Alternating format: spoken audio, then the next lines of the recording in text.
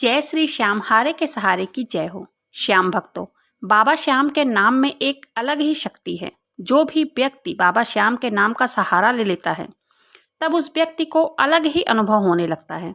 श्याम नाम जप करने वाले व्यक्ति के साथ कभी भी बुरा हो ही नहीं सकता है। बाबा श्याम की महिमा इतनी न्यारी है कि जो भी भक्त उनके आगे समर्पित हो जाता है या जो भी भक्त उनके आगे अपना सिर झुकाकर कुछ मांग लेता है, तब बाबा श्याम उस व्यक्ति की उनकी मनचाही मनोकामनाओं को जरूर पूरी करते हैं।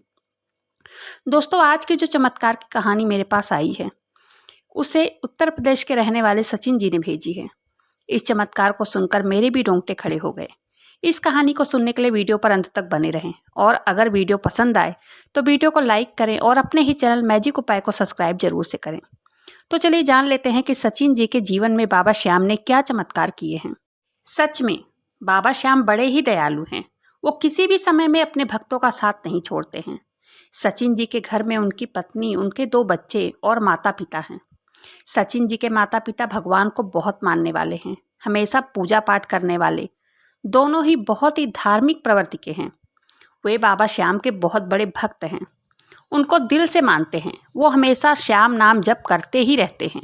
उनका नाम जप करते करते ऐसी आदत पड़ गई है उन्हें कि वो अगर कोई काम भी करते हैं तब भी उनका होंठ अपने आप हिलता ही रहता है।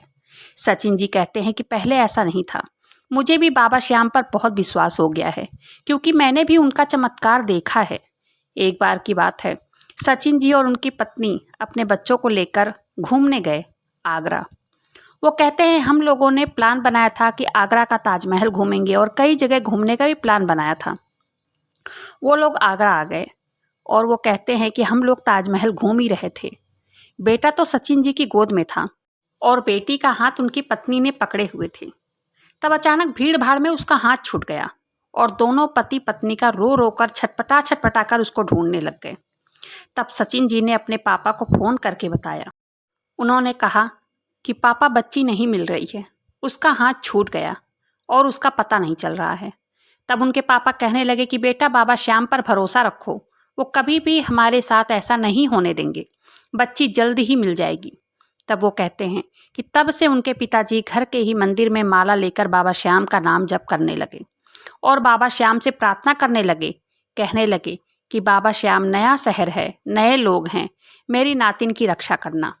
बाबा श्याम के आगे उन्होंने हाथ जोड़कर प्रार्थना किया कि बाबा श्याम, उसको अपने माता पिता से मिलवा दो। बाबा श्याम, इस मुसीबत की घड़ी में आप ही साथ दो। और इतना कहते ही उनके आंखों से आंसू बहने लगे और उन्होंने नाम जप शुरू कर दिया। उनका निरंतर नाम जप चलता रहा। बीच बीच में वो पानी पी रहे थे गला सूखने की वजह से। तब सचिन जी कहते हैं कि मैं पागल हो रहा था, मेरा दिमाग कुछ काम ही नहीं कर रहा था कि अब क्या करूं। तब करीब रात के 8 बज रहे थे और दिन के 2 बजे ही बच्ची लापता हो गई थी। उसके बाद सचिन जी से किसी ने कह दिया कि जाके पास वाले पुलिस स्टेशन में रिपोर्ट लिखवा दो। उसके बाद वो वहीं के पास वाले पुलिस स्टेशन में अपनी बच्ची की लापता होने की खबर लिखवाने पहुंच गए। तब वो वहां जाकर देखते हैं कि उनकी बच्ची वहां पुलिस स्टेशन में पहले से ही बैठी थी। वहां पहुंचकर उन्होंने बच्ची को गले से लगा लिया। तब पुलिस वाले कहने लगे कि आप इस बच्ची के पिता हो? तब सचिन जी कहने लगे कि हाँ, मैं इसका पापा हूँ। तब उस बच्ची भी से भी पुलिस वालों ने पूछा कि आपके पापा हैं? तब उस बच्ची ने कहा, हाँ, ये मेरे मम्मी हैं और ये मेरे पापा हैं। तब अपनी बच्ची से सचिन जी पूछने लगे कि तुमने मम्मी का हाथ क्यों छोड़ दिया था? तब वो बच्ची कहने लगे कि एक अंकल चॉकलेट दे रहे थे, तब मैं वो चॉकलेट लेने चली गई थी। बच्ची की उम्र लगभग 5 साल की है। तब पुलिस वाले कहने लगे कि इस बच्ची को एक बुजुर्ग यहाँ पर ले आए थे और वो कह रहे थे कि इस बच्ची के माता पिता भी यहाँ आएंगे, तब उस बच्ची को उन्हें दे देना। और वो चले गए। तब सचिन जी ने अपनी बच्ची से पूछा कि वो दादा कौन थे? तब उनकी बच्ची कहने लगी कि पापा, वो अंकल मुझे अपनी बाइक पर बिठा ही रहे थे। तब वो बाबा आकर अंकल से लड़ाई कर लिए और कहने लगे कि यह बच्ची तुम्हारी नहीं है, इसे छोड़ दो, नहीं तो मैं पुलिस को कॉल कर दूंगा। तब वो अंकल मुझे वहीं छोड़कर भाग गए। तब से मैं यहीं पर आकर बैठी हूँ। वो बाबा मुझे लाकर यहीं पर बिठा दिए। उन्होंने अपने पिताजी को फ़ोन करके बताया, सारी घटना बताई उनको।